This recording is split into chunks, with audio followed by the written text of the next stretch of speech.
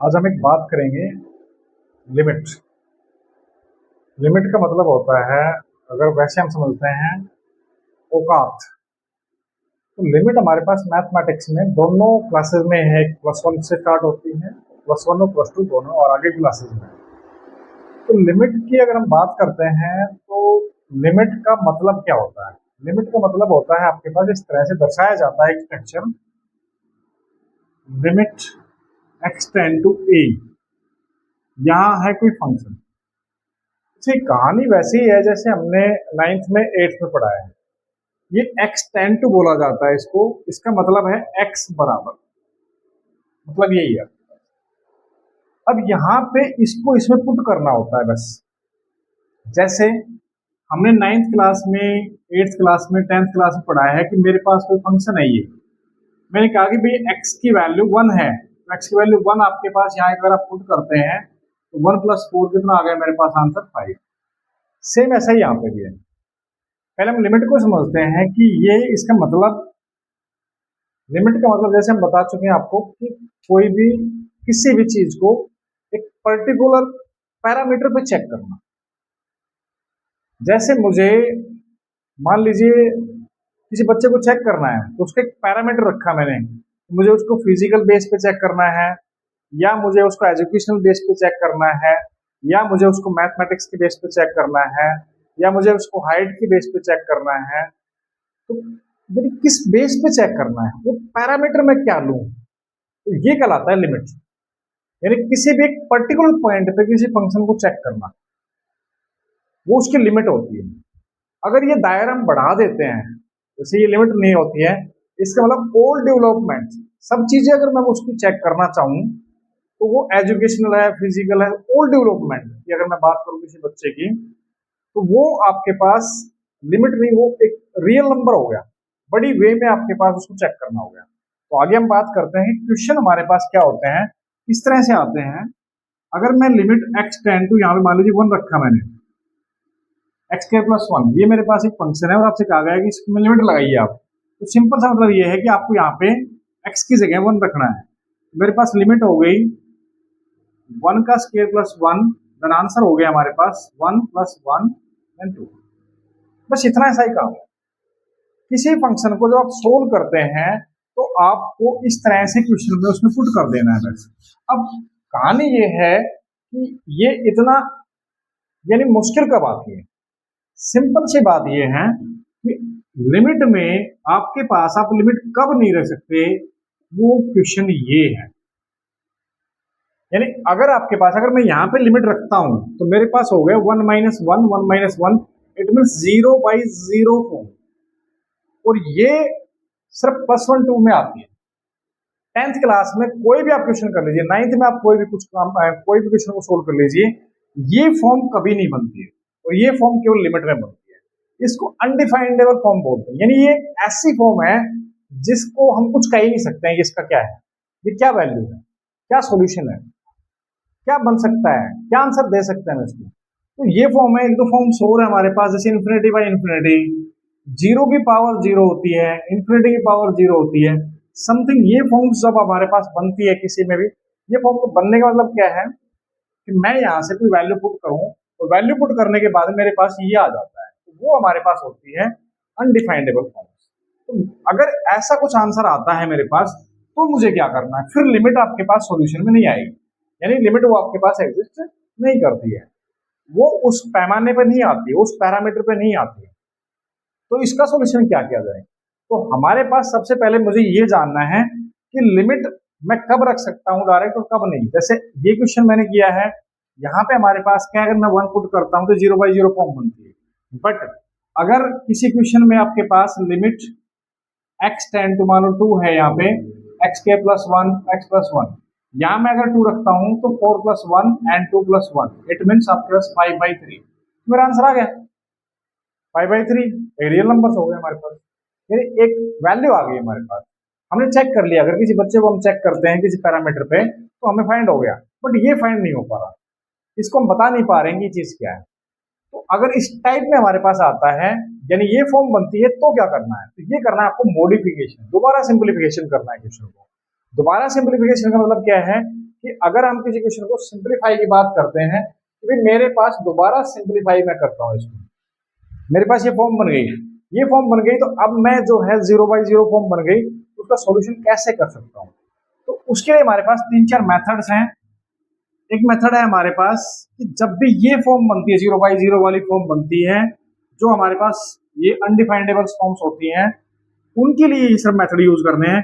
Factorisation, एक आपके पास factorisation method होता है, एक आपके पास सब्स्टिट्यूशन मेथड होता है, एक हम इसको बोल देते हैं आपके पास रैशनलाइजेशन मेथड होता है, और एक आपका एल हॉस्पिटल्स रूल्स होता है। ये हमारे पास 3-4 मेथड्स हैं। ये थोड़ी बड़ी क्लासेस में है, 11th-12th में नहीं होता है, बट आप यूज कर सकते हो वही पर। इन मेथडों से आप इसका सॉल्यूशन कर सकते हैं। अब ये हमारे पास सिर्फ समझने वाली बात इतनी सी है कि ये कब लगाने हैं, जब 0/0 फॉर्म आपके पास आता है तब आपने इसका यूज करना है। तो यहाँ से अगर मैं इस मेथड की बात करूं फैक्टराइजेशन की, तो यहाँ इसका फैक्टर क्या किया जा सकता है? x² - 1 का स्क्वायर हो गया, x-1, इसको आप कैसे लिखेंगे? x-1 x+1, नीचे क्या हो गया? x-1, ये से कैंसिल हो गया। अब आप दोबारा लिमिट रख के देखेंगे तो 1+1 का आंसर क्या आ गया मेरा? 16। ये कहलाता है आपके पास फैक्टराइजेशन मेथड। फैक्टराइजेशन, फैक्टर करके हमने क्वेश्चन को सोल्व किया। देखिए, कहने की बात ये है कि आप किसी मेथड से जाएं, आपके पास यहाँ पे ये फॉर्म आती है तो आप वहां एग्जिस्ट नहीं करते, वो लिमिट एग्जिस्ट नहीं कर पाती है, वो उसका सोल्यूशन नहीं दे पाती है। जैसे एक सिंपल सी मैं बात करूं कि अगर मान लो किसी बच्चे को स्कूल में जाना है, तो कंप्लीट यूनिफॉर्म में वो है, अच्छी तरह से ड्रेसअप है, तो स्कूल में एंट्री कर सकता है। कई बार बच्चा ऐसा होता है कि वो ड्रेसेस फॉर्म में नहीं है, या स्कूल घर से बाहर निकला स्कूल के लिए, उसकी ड्रेस गंदी हो गई किसी कारणवश, तो वो उस गंदी ड्रेस से, कीचड़ वाली ड्रेस से स्कूल में एंट्री करेगा, स्कूल में एंट्री करेगा, स्कूल में एंट्री नहीं होगी, वो पढ़ नहीं सकता, वो क्लास में बैठ नहीं सकता, क्योंकि वो ड्रेस क्या है, वो सारी गंदी हो चुकी है। तो उसको सिंप्लीफाई, वो ड्रेस दूसरी चेंज करके या कुछ भी और कपड़े वगैरह कुछ और दूसरी ड्रेस चेंज पहन सकता है, या उस ड्रेस को धो करके फिर वो जो है वो पहन सकता है। तो सिंपल बात मेरी समझ में ये आती है कि जब भी मेरे पास कोई भी फॉर्म, नॉट डिफाइनेबल फॉर्म, जैसे मान लीजिए मैं एक टीचर हूँ और मुझे अगर स्कूल में जाना है तो एक यूनिक ड्रेस है मेरे पास, ड्रेस मैं अगर कल स्कूल में चला जाता हूँ शॉर्ट्स वगैरह पहन करके, तो ये नहीं है, ऐसा नहीं चलेगा। तो इसका मतलब क्या है कि वो आपके पास वो उस फॉर्म में लाई नहीं कर। तो हमारे पास क्या है कि आपको अगर 0/0 फॉर्म बनती है तो पहला मेथड हमारे पास क्या हो गया? Factorisation method. फैक्टराइजेशन मेथड से आप इसको सोल्व कर सकते हैं। सेकंड मेथड की अगर मैं बात करूं तो सेकंड मेथड हमारे पास क्या है? Substitution method. सब्स्टिट्यूशन का मतलब हम 10th क्लास से, इस वर्ड का मतलब ही यही है कि हमें किसी की जगह कुछ पुट करना है, सब्स्टिट्यूट करना है। तो वो हमारे पास क्या कहलाता है? सब्स्टिट्यूशन मेथड कहलाता है। कहीं पर भी सब्स्टिट्यूशन वर्ड आता है, इसका मतलब ये है कि मुझे उसकी जगह कुछ अलग से दूसरी चीजें पुट करनी है। तो सब्स्टिट्यूशन मेथड की अगर मैं बात करता हूं तो यहाँ इसका मतलब हो गया let x equal to put करेंगे आप 1 माइनस कर लो या 1 प्लस एच कर लो, कोई सा भी आप पुट कर सकते हो। ये h क्या है इसके बारे में भी डिस्कस करेंगे। h टेंड टू क्या हो जाता है? 0। देखो h क्या होता है? h is the nearly equal to 0 but h is not equal to 0, ये होता है। अब नियर इक्वल टू और इक्वल, इसका मीनिंग क्या है? देखो नियर इक्वल का मतलब ये होगा कि बहुत ही स्मॉल वैल्यू और आपके पास एग्जैक्ट होगा, एग्जैक्ट होता है। जैसे अगर सिंपल से एग्जांपल हम बात करें कि 10 करोड़ रुपए हैं आपके पास, 10 करोड़ में से अगर मान लीजिए 5 रुपए आपके गिर गई, नेग्लिजिबल वैल्यू, 10 करोड़ के कंपैरिजन में 5 रुपए आपके क्या है? Equal to 0, nearly equal to 0, sorry, but not a 0। तो यहां पे h क्या है? h की वैल्यू होगी माइनर, माइनर होगी, बिल्कुल माइनर। 10 करोड़ में से अगर 5 रुपए की मैं बात करूं तो वो क्या है? 10 करोड़ के कंपैरिजन में बहुत ही छोटी वैल्यू होगी, तो इसको हम कहते हैं नियरली इक्वल टू 0। अब इसका सॉल्यूशन h टेंड टू 0 आप कैसे? देखो h टेंड टू 0 आप अप्रोच करता है 0, नॉट एग्जैक्ट 0। यहां से आप वैल्यू निकाल सकते हैं, 1 पुट करके सोल्व कर सकते हो।